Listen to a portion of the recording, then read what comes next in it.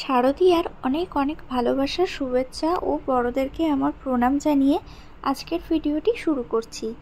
আমার ড্রেসের সাথে জানো তো যে কি পরবো বুঝতে পারছিলাম না, যে কোন জুয়েলারি কেমন কি নেব, কেমন কি ভালো লাগবে, বা সিম্পল পরবো কেমন, মানে এরকম ভাবতে ভাবতে তারপর ভাবলাম যে আমি নিজেই তো জুয়েলারি বানাই, তো কেননা নিজের হাতে একটা ছোটোখাটো কাঁচা হাতের একটা গয়না বানিয়ে নিই।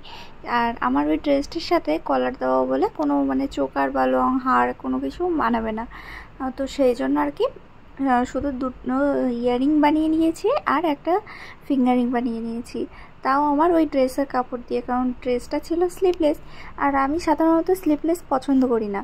তো সেই জন্য টেলারের কাছে গেছিলাম, গিয়ে হাতাটা লাগাতে দিয়েছি, দিয়ে আর কিছুটা কাপড় আমি বলেছি যে আমাকে দিয়ে দিতে।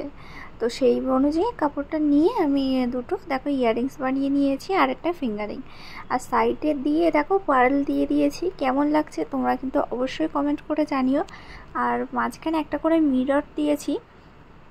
আর ইয়াররিংসের উপরে জানো তো দুটো ভাবছিলাম যে ওই যে টপ মতো আছে না, ওই জায়গাটা ভাবছিলাম যে একটু দুটো পদ্ম ফুল বানানো আছে, ওই একটা করে সিঙ্গেল পদ্ম ফুল দিয়ে দেবো, কিন্তু সেটাকে কালার করা ঝামেলা বলে আর দিলাম না। ভিডিওটা আজ এই পর্যন্ত, টাটা।